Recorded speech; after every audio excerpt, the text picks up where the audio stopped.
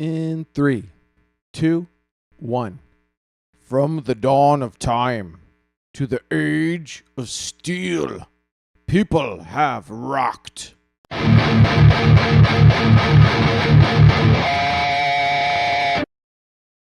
Hello and welcome to Massive Riffs.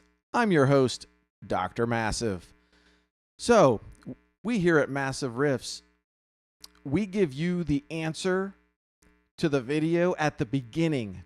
So the answer, the second part of our big mixing tip, is to balance the low end of each of your bus signals before you begin to mix them.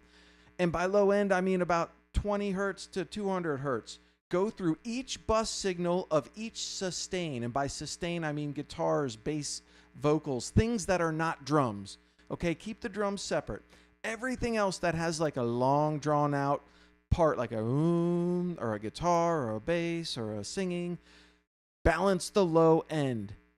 Get your EQs on it and balance, balance, balance. Okay? Now, why do we do that? What are you talking about? Well, let's discuss. Okay? So, let's go into the whiteboard. All right. So, to review from last week, Massive Riffs episode 29, we were talking about a situation where you have your bus signals. This would be your guitar, your bass, your vocals, your drums, and they're all set, and you've made them all sound awesome. You've recorded them. You've put a little processing on each bus, and then they all feed into your mixing stage, right? And they output to your mixing bus. So they all combine together, and that big jumble goes to some more processors. And what I had asked you to do in the previous episode was to set up limiter 1 and limiter 2. And to kind of let limiter 1 do half of the work and let limiter 2 do the other half of the work. So the main point in the previous week's tip, part one of the tip, is to set your kick level. Set it about 70% on your fader and mess around with the two limiters until that kick sounds huge, until it is just fills up the room. Okay, once you have that, you're going to go back to your bus channels, okay? And you're going to go to each bus channel. So, for example, the ones that we're interested in would be the guitars, the bass guitars, the vocals, the keys, anything that's a sustain. And again, the term sustain is something that I just saw recently used in the latest release of Ozone, which is a pretty well-known mastering software. They have a mode where you analyze transient versus sustain. I think it's a brilliant way to look at it, and it certainly aligns with the path that we've been taking here on Massive Riffs. So each one of these, you'll go into the guitars and you'll look on an EQ with one of those spectrum analyzers, and you'll say, hey, what does the bass look like? And the bass, again, is from about 20 hertz to, say, 200 hertz, give or take. Play your track at the chorus or at a heavy part and listen to the guitars and watch the spectrum on your meter, your equalizer. You can use the Pro EQ, the Fab filter, or the Fab EQ. What do I use? I think there's a generic one in the Reaper DAW. I use one, I think Tokyo Dawn Labs. I don't know. We're going to do a plugin day where I kind of go over all my plugins, and many of them are inexpensive, if not free. But take a look at that spectrum and watch how it pulses, and look where the peak pulses are, and use your ears. Just solo the guitar track first and then blast it. Now, keep in mind, you're going to keep the two limiters that you had set with the kick on. Okay, so turn your drum track off. Here, let's put that here. So we'll go drums off, okay, and then we'll do your guitar and you'll solo the guitar, and you will listen and watch that spectrum and just look at the low end. Listen to the low end. You're going to have to turn your speakers up a little bit. Get rid of the headphones. Do not do headphones in this part. You are trying to find that low end image, and your ears are going to wear out in 10 minutes if you're blasting that into the headphones. So listen to the guitars. Look at that spectrum. Go to the bass guitars. Okay, and think that you want more of the bass guitars to exist in the lower spectrum than the regular guitars. So you're going to have a little bit more low end and a little bit more spectrum on the bass guitars and a little bit less on the other guitars. So maybe try combining your guitars and bass guitars together. Just solo those two, right? And hear how the low end comes together with those two. Okay, now try bringing your vocals in. And usually what happens is the vocals end up not having as much low end as your bass or guitars, and the vocals will go in and they will just disappear completely. So you may have to do some sort of bump up on the vocals. The vocals are not going to have as much low end as the guitars and the bass guitars, but it needs to have enough. And by enough, I mean it needs to have some of its own low end before it goes into the mix bus. And the reason why is if your guitar has low end and your bass guitar has low end and your vocal has no low end, any little tiny bit of low end and probably a good chunk of the mids are just going to be washed away from your vocal track once it goes through the mix. This mixing stage right here it's a horrific stage. Like, think of it like it's the Great Barrier in space, and each of your buses is a spaceship headed towards that barrier. The low end is the fire, the jet engine of each one of these bus tracks. And that jet engine of each one has to be about the same, or at least has to be in the same ballpark in order to get through the mixing stage. Because on the other side, they turn to mush. They lose the low end. They lose the 3D effect. They lose their life. Okay? The one thing we discovered, the first thing, was that the drums are going to have to be way, way louder than everything else to get through the mixing stage on the other side. That's the transient. That's how you deal with getting the transients through the mixing stage. This week's tip is about balancing the bass on all of the sustain tracks. That's the jet engine of each one of these to get them through this mixing barrier to the other side.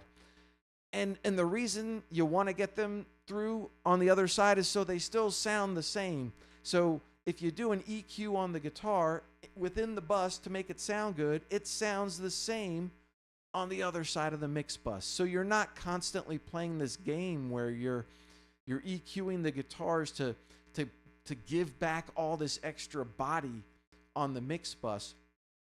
You want to design each one of these bus sounds individually, usually, from the performer.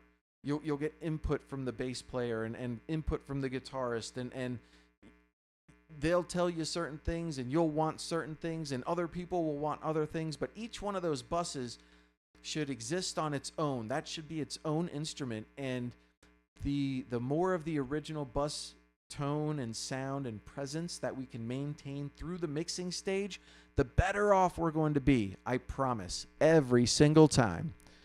So, once you have the low end relatively balanced for all of these sustain tracks, you'll find that they mix together pretty easily.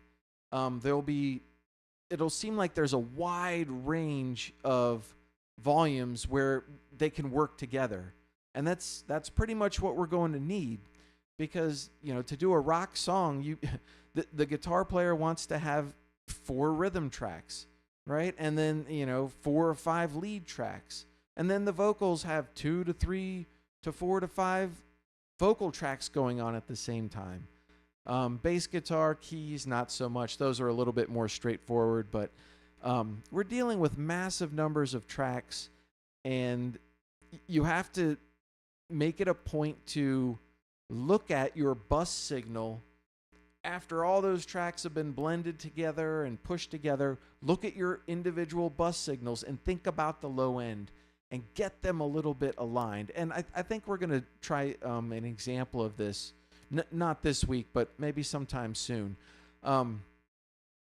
So I think that's pretty much the end of the tip. Okay, so again, to recap, set your kick at about 70%. Make it sound awesome with a couple of limiters. Okay, then take a look at each one of your bus tracks and set the low end for each one very carefully. And make sure each one has the low end to stand on its own. Not saying that they should all be equal, okay, but saying that you have to have a little bit of a 50 hertz bump in your vocals if you want your vocals to maintain any of their original character and tone on the other side of the mix bus. Once you find the sweet spot for the low end for each of these track types, each of these bus types, it creates the depth, it creates the width of the sound stage, and it also allows all of those newfangled 3D ambisonics, Dolby Atmos, the things that take your stereo track and then blast it out to be surround sound with the height speakers. If you have good low end on each of your bus tracks and they get through the mix stage and they are still present and they don't sound all blurred together, all of those algorithms will be able to take those instruments and separate them and then do all kinds of crazy things. Like all the new car stereos take the frequency bands and the instruments and they separate them all and then they send them to different parts of the car depending on how the car manufacturer wants it done. Okay, so the better your individual bus tracks come through the mix stage, the better they're going to interact with all of the stereo systems and car systems and home theater systems and sound bars and TVs, and cell phones. Okay, even cell phones use Dolby Atmos to create this little 3D field with the audio. So you have to have good fidelity bus tracks on the other side of the mix. Stop getting rid of all the low end. Don't be afraid to have some low end. If you take all the low end off, it makes mixing so easy. So easy. Okay?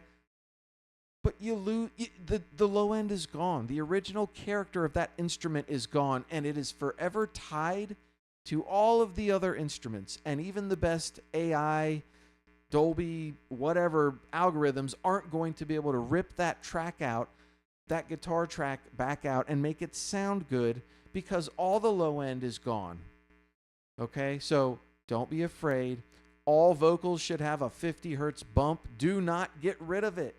Okay, you may need to shave it down a little bit. You may need to take it down a little bit. Do some fine EQ, level it. Do not get rid of that bump, because your vocals will disappear. Your vocals will sound like they were from 20 to 30 years ago, which is still cool. Maybe that's the style and that fad's going to come back. But I think we should take advantage of the extra bit depth and the fact that all of our bus tracks and instruments can survive on the other side of the mix, and they could be sent and panned and remixed and put into whatever device is playing back your song. So anyway, that's the tip, and I think that's nicely wraps up with episode 29, and I hope this works for some people, and that's all we have. So take care, and remember, be massive.